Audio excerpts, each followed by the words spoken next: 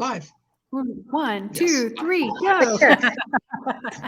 Awesome. Well, happy Wednesday. As we know, this is our regular Winter Wednesday that we do every single week. I'm sure you guys recognize these amazing agents, JB all the way from Tulsa, Oklahoma, and Mr. Ruben from Fayetteville, North Carolina. So good morning. Morning. Good morning. What you got like a pageant wave, especially with the American flag behind you. Yeah. Good job.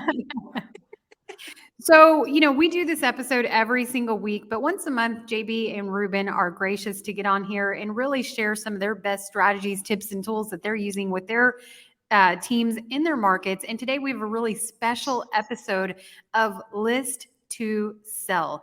And this is a common question that I get from a lot of real estate agents, especially those that were licensed during COVID after 2020 and might not know quite what a normal market looks like.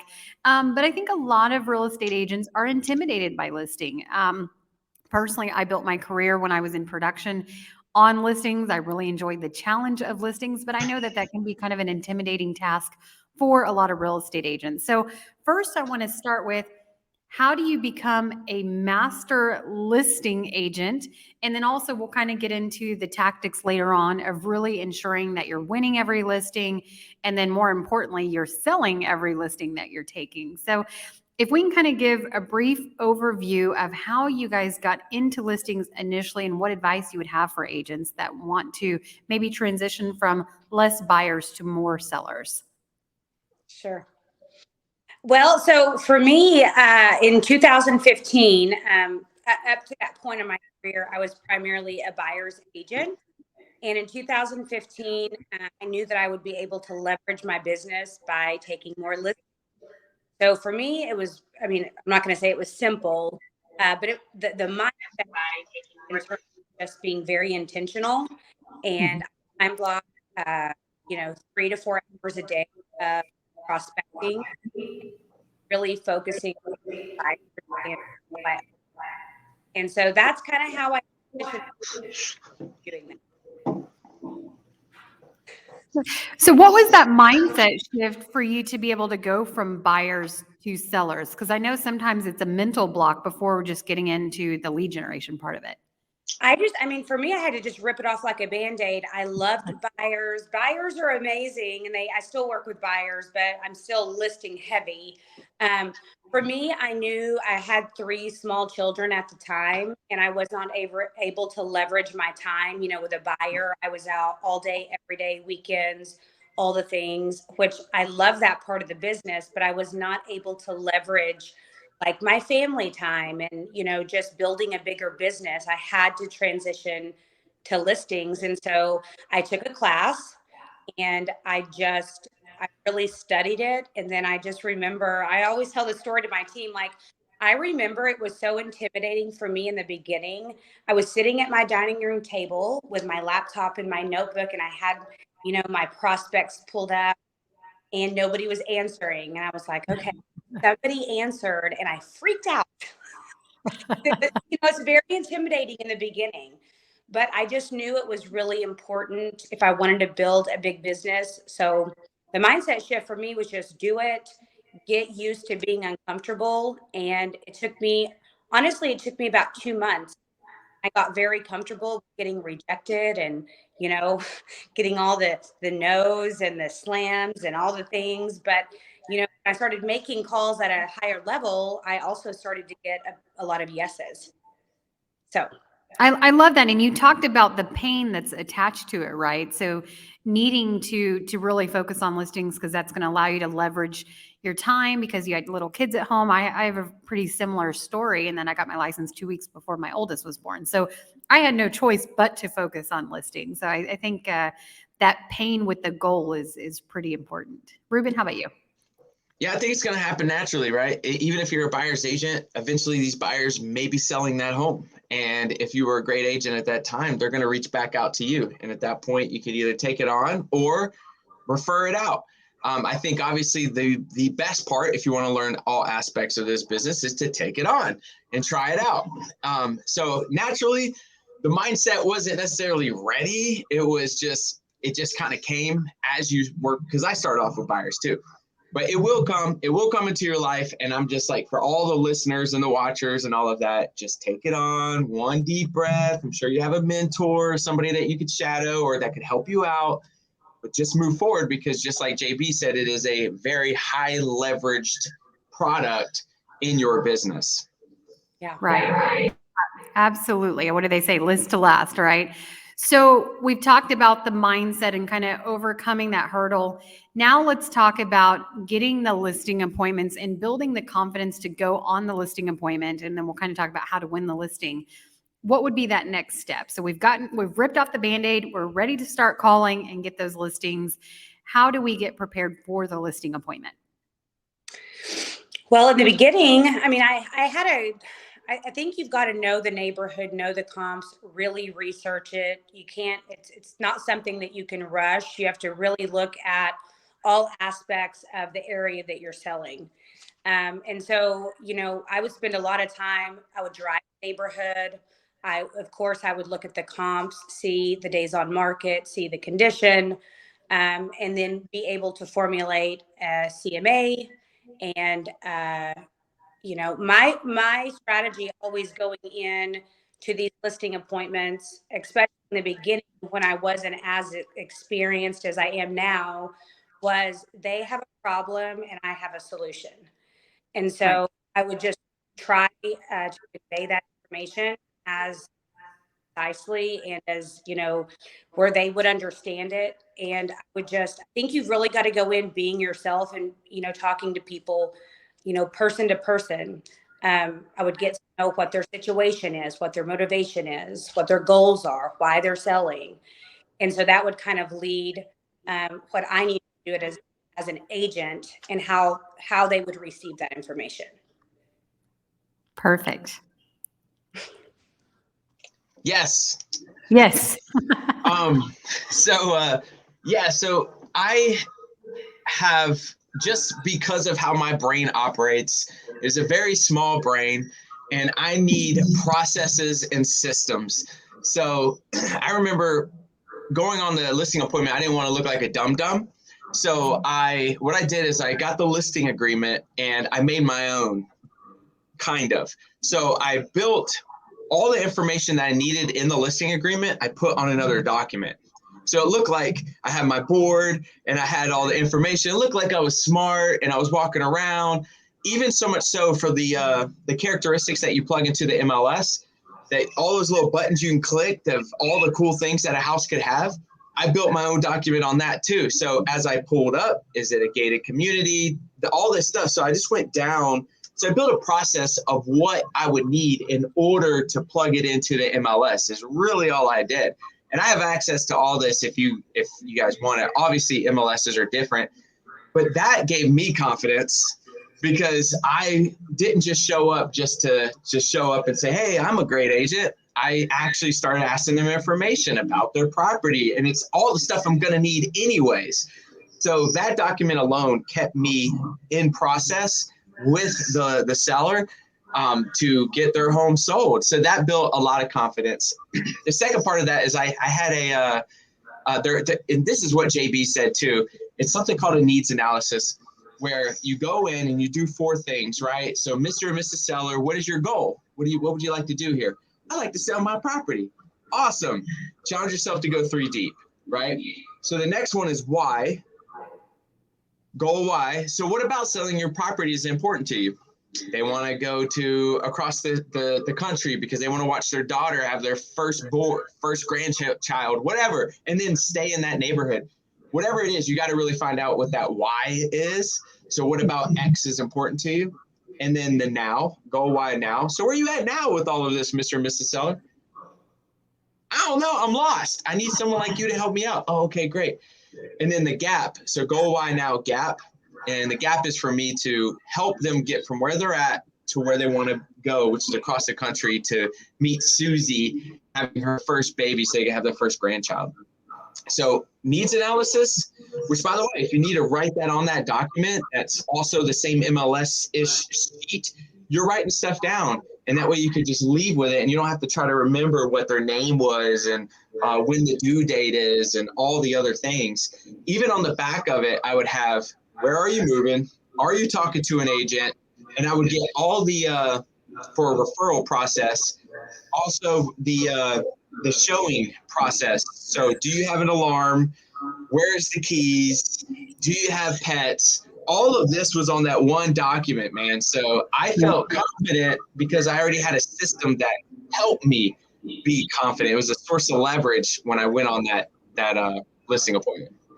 So I'm hearing mindset, confidence, don't show a lack of uncertainty, because the reality is these sellers are going to sense that, right? And come with a plan. So JB talked about researching ahead of time, and Ruben talked about systems and processes. And I like, Ruben, that you said you have this sheet and you're taking notes and you're asking good questions, because any good listing agent knows how to ask really good questions. But what happens is when you politely ask them for a tour and you're taking notes and you have a document, not only are you documenting things for yourself, but I think you're building rapport with that seller and probably standing out from all the other listing agents that they're, that may come in and say, well, what do you think about this? And what do you think? I like to look at it like this in terms of confidence and uncertainty.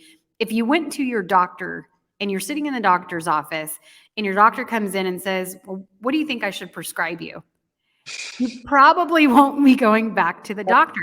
I can't tell you how many times I've shadowed other agents, just helping, coaching, and training them, and they're asking the seller what their professional advice should be. So think about that. JB and Ruben just gave some really, really good points. Now, I want to kind of shift gears a little bit. So we've taken notes, we've got our systems and processes, we've done our research. What is your take on a listing presentation? I'll start with mine. I never used a listing presentation. I believe that most people don't care how great you are, how great your company is. They care about how you're going to sell their home in the least amount of time for the most money, right? So I always had what I called a 52-point marketing plan that showed exactly the steps we were going to take to get their home sold. What is your technique? There's no right or wrong in terms of listing presentation. Are you giving them any deliverables? Are you sitting down and doing a presentation? What does that look like? So I use a one sheet, and a one sheet is about a 5-minute conversation that I can go through about maybe my experience and our numbers, but I'm very short with that. I feel like where a lot of agents go wrong is when they go into an appointment and talk all about themselves. Like Right. At the end of the day, I don't think that the client really cares about that. They do to an extent because they want to know that they're with an experienced agent, but past that, it's more about, just like you said, Micah, what are you going to do for them? So I spend about, honestly, I say 5 minutes, probably 1 minute talking about, our aids. And then I push that aside, and then we get right into why I think it will sell here. I mean, really kind of what my marketing strategy is. And typically when I'm leaving a listing appointment, I do bring the listing agreement, and we come up with a plan right there together. Okay, listing agreements, always bring in a stager. So I start walking through that. We're signing today, stager here next week. As soon as your stage, the pictures come, I'm going to go live this day. I start walking them through that. They know. So I think you're assuming the sale, right? You have the listing agreement, you're asking them to sign, you're setting the professional photographer, you're setting the stager to come in and do a consultation, building that rapport, building that timeline. And the reality is, even if they want to interview other real estate agents, that doesn't stop you from still going over the listing agreement with them, right? Because for the most part, we're all using state contracts. Well, and I'll say this, I want to just back up just a little bit. I learned this from Jay Kinder because I was on his team for about 5 years. He taught me to, when I'm setting the listing appointment, I'm always asking if you're going to interview other agents, I think that's awesome, but I would like to be last. So that's always stuck through me in my career. And so I do try to always be the last realtor they're going to meet with. Right. Best for last. Yeah, right. Yes. Are you having challenges here in JB, like at the end, or is it might be on my side? It's cutting out a little bit. So. Oh, okay. Okay. All right. I was like, what's that? And then no one said anything. I was like, oh crap, it's on my side. But okay. All right. So I'm not gonna have much to say here because I kind of just said it, which is my listing presentation is truly the needs analysis. Because, there's a few quotes that says logic makes people think, emotion makes people act. And if we can tie them to the emotion, which is, I can't wait to help you see your first grandchild born. And that's my goal, is to help you cross that line and make enough money to make the move, and build the gap of, this is how we're going to do that. But how are you going to know what to truly focus on when you don't even know why the reason is they want to even sell? So the needs analysis is huge. And then obviously walking around the property with those forms and it looks like we're ready. That's what we do. And if we were going to talk about a little bit more, we take 8% listings. So we do discuss the 3.5 that we give to the buyer's agent side that increases demand inside the property, which increases the sales price and all the other cool things. So we are different in that aspect, but most of it, we're just focusing on the emotion of them. It goes back to just, if you want great answers, you got to ask great questions. So that's what helped us really, really close these deals. And I you know what? I don't even track the conversion, but we got to be 9.5 to 10. I mean, we do really well with taking listings because of that. Right. No, that's awesome. And what I'm hearing from both of you is you're going in, you're assuming the sale. So we get the listing. How are we ensuring that every listing that we take, because it is our signature in real estate, right?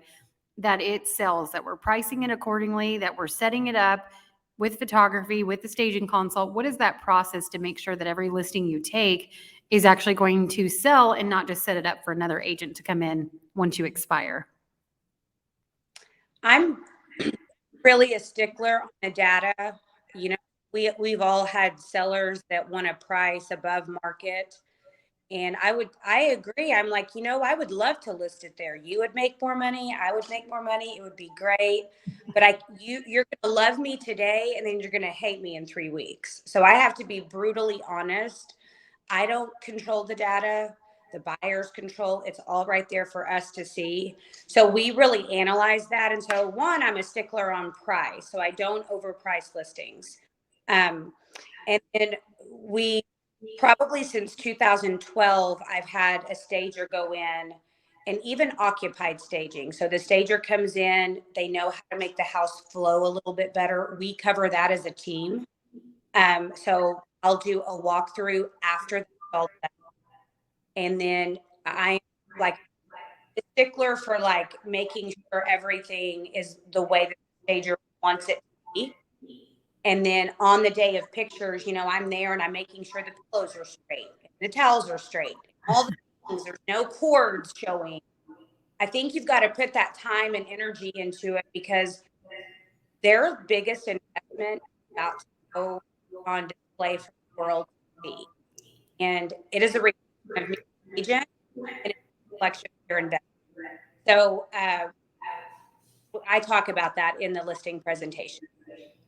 I love it. So you're setting the proper expectations. And I always call that the 3Ds. You're going to depersonalize, right? You just talked about taking all the personal photos down, not only for safety, but also so the buyers can imagine themselves in the home. Right. Declutter anything that you don't immediately need or you're not going to use. Put it in a box, put it in storage, put it in the garage. And then the last one is deodorize. I've walked through multi-million-dollar homes that have reeked of pet odor and just ruins the entire experience. And that's one good thing about having a stager. Right. She's the bearer of bad news. Exactly. Not me.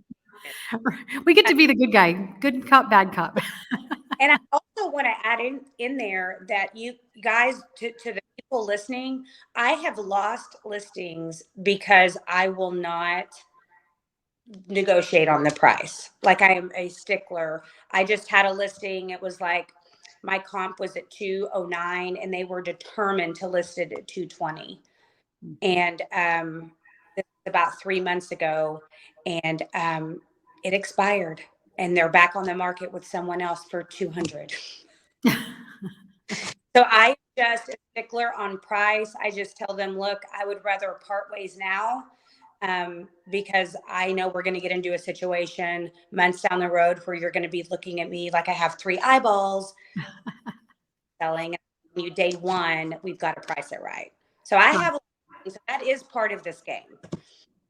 Right. Which goes back to list to sale. Are you listing to sell or are you listing to set it up for another real estate agent? Right. So Ruben, how about you? I agree with the clutter thing too. You know, we used to say clutter eats equity is what we would tell them. Clutter eats equity. So definitely get rid of the clutter because we need that open space to walk through and for that potential buyer to be able to see themselves in this house. The other part, and y'all might kill me for this, is so in terms of listing it at the price that the market would accept it at, if it is a little bit higher, even the 220, I think is what you said, we would take it. But this is what we do in the listing agreement. We say, hey, Mr. and Mrs. Seller, listen, 220, I see what you're saying, totally. We think it's 210. May run into an appraisal issue, by the way, just heads up, expectation conversation. And we say, hey, listen, if we don't have any offers, if we don't have any showings in the next week or two, this is in the agreement, the listing agreement. No showings or offers in the first week or two, just depending on the property. It automatically drops to 210. So we're like, hey, Mr. and Mrs. Seller, totally, we'll give you that chance. We'll give you that chance. It's all good. But just know and understand that in a week or two, if the market's not accepting it, I don't have to call you.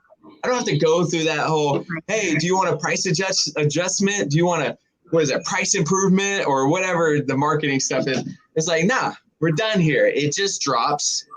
And now, oh, weird, the showings start to show up. So totally get it, but we will take it with that verbiage in the listing agreement that it automatically drops if we don't have this or this. And I'm assuming, Ruben, in that, because I completely agree that I would have like a pricing schedule, same thing. 2 weeks from now, no showings, no offers, boom, we go here, but it still needs to be in that ballpark, right? You can't have somebody that's way out of the ballpark, but back to JD. Hey, if they want to list, if they want to list for $1 million, it is priced at $50,000. We're pricing that bad boy. Listen, I'll market it. I will do a video that says, we've got $1 million property. Can't you tell? And I'll put it on, I'll do whatever. But no one understand if we don't have a showing in this $50,000 property at $1 million in a week, we're dropping it to $49,000. Probably the largest price drop in MLS history. But yeah, we'll see. But we definitely put in that verbiage for sure. That's awesome. So basically having those upfront expectations you talked about, having a schedule of price adjustments instead of having the conversation after the fact. So I think that's really important. Well, great. Well, I think we gave a lot of great advice here. I mean, any kind of closing statements or anything that we didn't cover that you'd like to share? I think that if you're heavy on listings right now and you really want to make that one of your goals, really get to know the market. It's a whole different ball game is working with buyers. You've got to know your neighborhoods. You've also got to know there's a completely different marketing strategy in my market, like a $250,000 property as opposed to a $1 million property. Those are two, and you've got to know the difference. You've got to know what to do, but you've really, I spent a lot of time driving around, learning the neighborhoods, learning what's close to the neighborhoods. You should know commute times. You should know schools. You should know all that and one of the things that I do is I always ask the sellers, why did you buy this house? Because most likely what's important to them is great for us to market. So to me, this side of the business is, I love it, but you've really got to understand and know your market. Right. Absolutely. Totally. I will add, so if anybody is thinking to list their home without an agent, so I'll touch the agent part real quick. So I looked it up, and for homes, this is NAR, so the National Association of Realtors. If you don't use an agent to sell your home, on average, the median sales price was $260,000. For the ones using an agent, the median price was $318,000 with a difference of $58,000. So almost $60K, which is a nice salary in most of the United States. just in one transaction. So think about that. Think about that when you say you want to save money not using an agent, which sometimes that is the case. But most of the time, given the median prices that I just shared, data, not my opinion, there's a $60,000 swing there. So think about that. And then number two, with the agent, make sure you get a great agent. There are a lot of agents in this field right now. Really get a good one for multiple reasons. One, obviously negotiations. They got to know what they're doing. JB knows the market. She knows how long it's going to take to get from this place to this place just from that neighborhood alone. Also, agents know other agents. So do your best to get an agent who doesn't have a bad reputation with other agents. That's gonna kill your listing, man, for showings and everything else, because they know that agent is very hard to work with, unethical. So that's the one thing that trips me out about agents and how they treat other agents. We are the one that's going to be communicating with the agents the most. So treat agents accordingly. Nice. And be easy to work with and all the other things. So I'll just say those two things. One, use, at least what I've seen in the math, use an agent. And then number two, use an agent who has a great reputation in the community. Fantastic. I think that's a lot of great advice. I mean, we went all the way from transitioning from primarily being a buyer's agent to getting into listings, to getting the listing appointment, and then what to do during the listing appointment, and then actually listing to sell. So I think kind of a great evolution to help get agents started. So I really appreciate both of you. I know you're both extremely busy, and I think there was a lot of valuable content. And if agents have more questions and want to learn from you both, do you want to share your social media links or the best way to reach out to you? Sure. I'm JB Hawkins on Facebook, or JB_Hawkins on Instagram. Feel free to reach out to me anytime. Proven by Ruben on all platforms. That's it. Yes. Yes. Awesome. Well, thank you both so much. I really appreciate you. Yes. Thank you, Micah. Thanks. Happy Wednesday. Happy Wednesday. Bye-bye.